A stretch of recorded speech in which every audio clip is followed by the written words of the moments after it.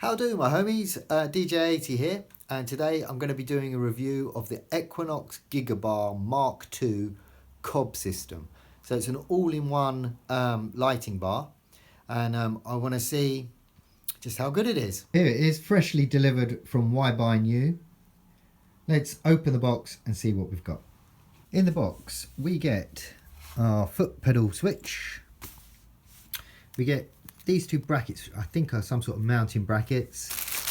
We get a bag of screws, power supply, and in here I'm guessing is my lighting, and this one is my tripod stand. So I'm going to open it all up and set it up now. So a bit of an issue. One of the things I noticed when the box arrived was that this particular corner of it was exposed and ripped open. So I thought, oh, maybe that's just happened in transit. But now I've come to set it up. It's got this, I don't know if you can see here. Okay, so where I screw the top hole into the stand, it's got this little washer here. And that's snapped already, it's broken, it's in two pieces. So, not impressed with that. So whether that's just happened in transit or whether this unit's already come out the box and been broke, I'm not sure. But it'll be going back to COB Bar Mk2, and I know they're pretty good, so they'll sort it out for me. Obviously, because of the size of my room and the ceiling, I haven't got it on full height. So here it is set up. It's actually on its lowest height setting on the pole, and it can go up much higher. In fact, it would go higher past my ceiling if I put it on the highest setting. And here's the lights. So it's worth noting then, once you plug it in and you switch the power on from the mains, this unit starts working. So here's what we've got at the back here. So this is the main power input. We've got a power output here. We've got DMX input and output here. We've got a wire here for your foot controller. So the foot controller is wired. So in order to use that, you're going to actually have to run the wire all the way up the speaker stand into the back. Which goes into there. Then you've got your main digital display and menu, and we have another power output here. So one of the reasons I brought this unit was because I wanted to have the option to have an all-in-one quick setup lighting stand, but I know that I can replace a couple of lights, so I can take these off, and with the power outputs at the back, I can replace them with other lights. So that was my first thought. But as it turns out, on the top here, we've actually got mounting points, and there's 4 of them for more lights. So I can still keep all 4 of these lights that I've got and have lights mounted on the top, which is absolutely fantastic for me. Because I want to move away from using an overhead bar, and because I offer different packages like UV lighting, laser, and my standard package uses Equinox shards. This is fantastic, so I'm getting a bit more than I first thought that I'd be getting. So what I'm going to do now is just, I think I'm going to set up with the pedal and have a little play with the pedal, and I'm also going to put some extra lights on the top. Unfortunately, another problem I've just come across with this unit. I've gone to plug in the foot pedal switch, and this is the circular holder that holds it in, and you can see there that it's misshaped. So I can't, it's like flattened on one side, so I can't actually screw it over here to secure. I can't screw it into here to secure this wire on. So I'm guessing maybe that's where it's been used, opened and returned, and when it was returned it's got squashed by something else, or maybe it's just the default a broken one.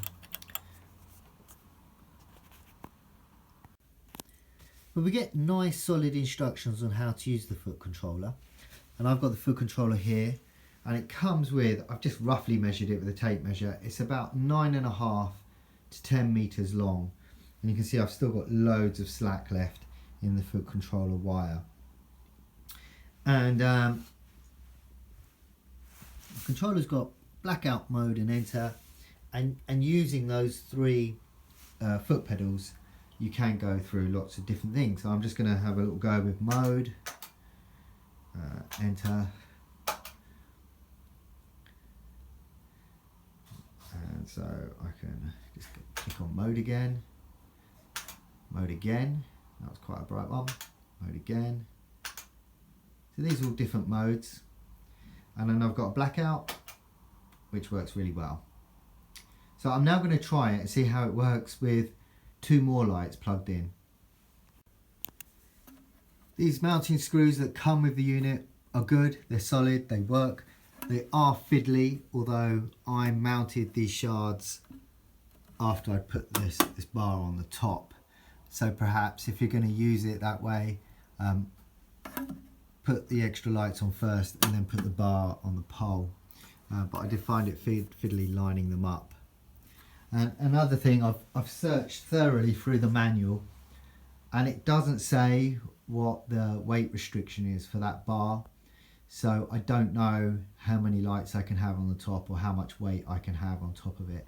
I mean, it seems like a normal speaker pole, so in theory I'm thinking it could take a lot, but I'm not saying that for sure because I just don't know. But that's something they need to include in their manual, you know, what the weight limit is for that bar and having extra lighting on the top. Right, I've just quickly mounted my 2 Equinox shards on the top here, and there's still 2 more mounting holes here. So what I've done is I've used the power output from one into this one, and then I've used a daisy chain power from that first one to the second one. I haven't used the power output on here, so that I know that if I wanted to use another light here, I could use the second power output on the back. So the first couple of things worth noticing is these 2 shards have already been pre-set up for master and slave. Master is the right one, the one on the left is slave, and when I plugged them in and powered up, the one on the left, bear in mind I use these shards all the time, the one on the left came up with an NS60 code on the back, so it just wouldn't work. So I've just put it in test mode instead. But it is working now. The second thing to note is that the blackout pedal only works for those Gigabar lights, so it doesn't black out any extra lights that you put on. So if I press the blackout pedal now, the shards are still working. So one of the other issues that I have with this unit is these 2 wires here. So one is the power wire and one is for the foot pedal. And what I'm going to have to do at every gig, because I like a half decent good looking setup, is they're going to have to be velcroed here and along the bottom as well. And in any of the promotional videos that you see of this unit, you don't actually see the leads, and I didn't know, and I couldn't find the information out online, but I half hoped that where the lights are pre-wired anyway, I half hoped that the power wire would come out perhaps through the pole or something, and be discreet. And so this is going to add to my setup time when I set this unit up, and then I have to do those wires as well. Okay. Unfortunately, I'm not going to be taking this unit out and testing it in a live environment, because to be honest with you, it's going to get sent back. I'm not happy with it, and I don't want to, you know, take it out, use it and record a video and then return it, and it's just too much faff for me personally to use this unit. I wanted something in the back of my mind that was going to be quick and easy to use, and this isn't it. There are ways that Equinox could improve this unit, and I'll go through those in a moment. But yeah, unfortunately, unlike all of my other videos, you're not going to get a live demo of this. And yeah, I'll just explain how I think they could do better. Alright, the first thing Equinox could do is get rid of this long lengthy wire for this pedal and just make it a wireless pedal. I think one of the other Gigabars uses a wireless pedal, and yeah, that's straightforward battery powered wireless pedal. Then I think they should consider to just help make it a bit tidy. Obviously, if we go for a wireless pedal, we don't then need this. And they should consider making a pole for it that has a hole here, so that the power lead can come out the hole and then plug into the unit. And that hole should be big enough for the power lead to come in and out. And then if they can build a speaker pole where the wire can run through and then just come out along the bottom somewhere, so I have a hole here. So I do understand why they haven't done it, because if they did it that way and the pole breaks, you've lost your unit. But if they just had holes in the poles, so that if the poles break, and speaker poles are prone to breaking, you could just swipe the wire out, get a replacement pole, or even in the meantime you could also use a normal speaker pole until you got a replacement pole, and then you can have the wires in. That would keep it nice and tidy. Also, I feel that these extra power sockets that they have in the back, so they could either have rocker switches on them, so you've got on off, or even better, add a couple more of these pre-wires in, and then on the end have your 3-pin socket. So you've got one that's spare, maybe you've got a little clip here that holds it in place, and then when you put an extra light on the top, you just unclip it, plug it into your extra light that you want to use. I don't know how difficult or expensive that would be to do, but I can't, you know, if you've got 4 of them in already, I can't see it being that much more difficult. And then lastly, obviously they just need to improve their quality. This is really bad. I mean, that it's possible it's got squashed in transit, but my key concern are things like this little bolt here that holds this top bar on. Now that's a plastic covering that goes around there, which snapped off earlier. I showed you it was broken. So that wasn't broken by me. I didn't just over tighten that. I've used enough of these poles to know how they work.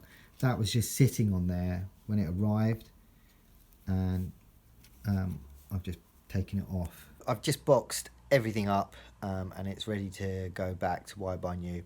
I gave them a call, explained my concerns, and they're really good there. I can't fault Wire by New. They've been perfect. They're going to send me out a return payment UPS sticker to stick on the box, so it's not going to cost me a penny, and I can either drop it off at my local UPS collection, or they can come and pick it up.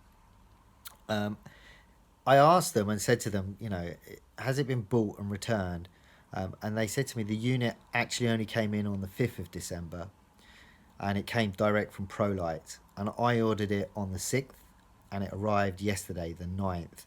So it hasn't had a chance to go out to someone else and be returned.